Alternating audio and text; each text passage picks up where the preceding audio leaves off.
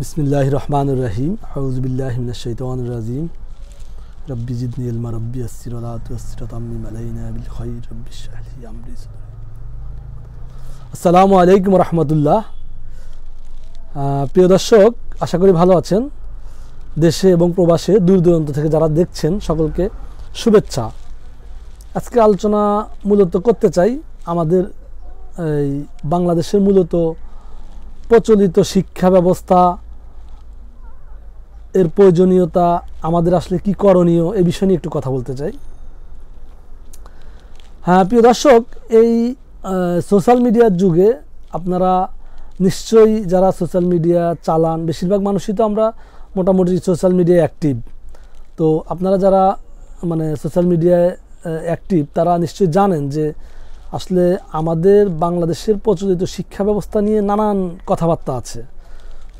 যদিও এই ত্রুটি বিচ্যুতি, এই কথাবার্তাগুলা লাস্ট অফ অল অনেক ক্ষেত্রেই ধোপে টিকে না, কিন্তু এটা তো বাস্তবতা যে এই শিক্ষা ব্যবস্থা থেকে আমরা যারা তৈরি হচ্ছি, যে প্রজন্মটা বেড়ে ওঠে, সেই প্রজন্মটা আসলে দিন শেষে এই সমাজ, এই বাস্তবতার ক্ষেত্রে অনেক বেশি কার্যকর হয় এটা বলতে পারি না, এটা বলার সুযোগ কম। কারণ হলো যে আমরা আমাদের দেশে যাদেরকে করাপশনে জড়িত দেখি, দুর্নীতিতে বাকি অন্যায়, অনিয়মে, জুলুমে, অত্যাচারে, ধর্ষণে, টাকা পাচারে যাদেরকে যুক্ত দেখি, তাদের খুব বেশি একটা সংখ্যক কিন্তু অশিক্ষিত নয়, তার খুব বেশি একটা সংখ্যক শিক্ষিত মানুষ।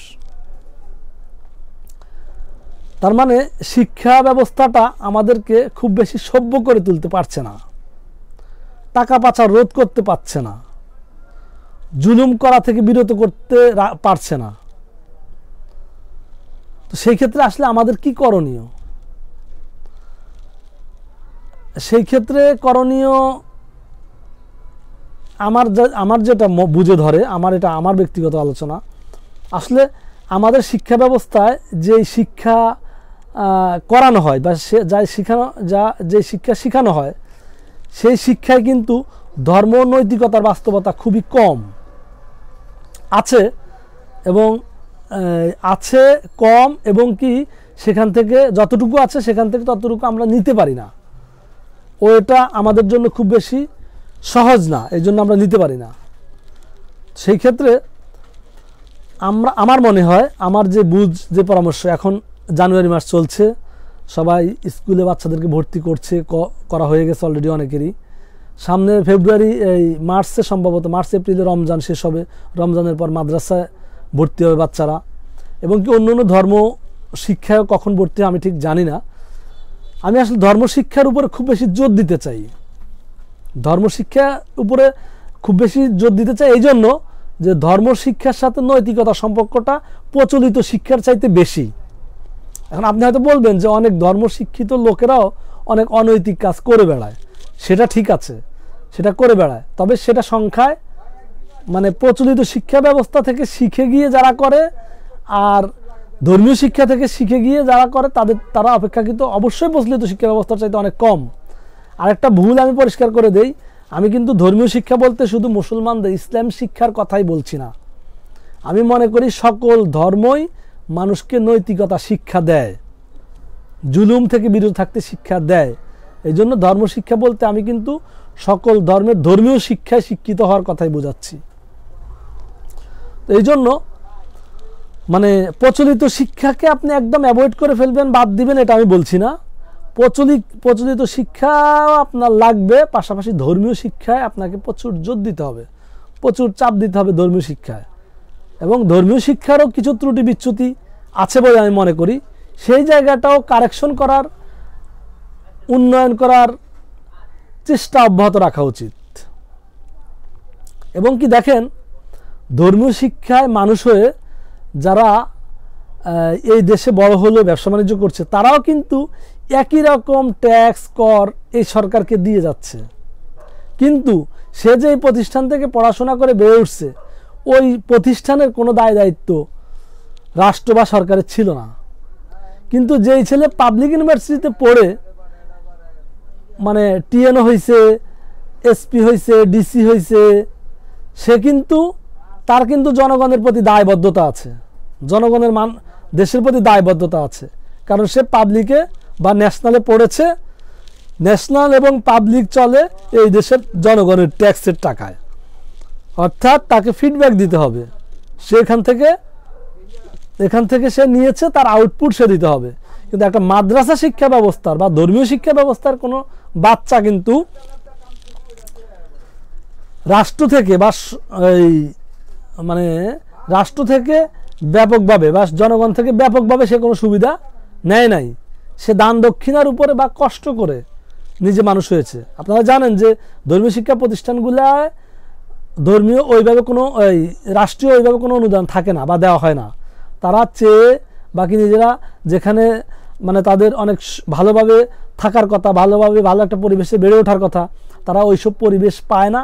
অপেক্ষাকৃত কম রুগ্ন পরিবেশে তারা স্যাক্রিফাইস করে তারা মানুষ হয়। কিন্তু দিন শেষে সে যখন বড় হয়, সে যখন একজন নাগরিক হয়, সে কিন্তু রাষ্ট্রকে যখন ব্যাক দেয়, রাষ্ট্রকে যখন সে তার এই আচার আচরণ দিয়ে, তার বুদ্ধিমত্তা দিয়ে, তার ব্যবসা বাণিজ্যের ট্যাক্স দিয়ে, বাড়ির ট্যাক্স দিয়ে, জমির ট্যাক্স দিয়ে সহযোগিতা করে, সেটা কিন্তু সে ওই আপনার যারা প্রচলিত শিক্ষা ব্যবস্থা বেড়ে উঠছে তাদের মতোই সে দেয়।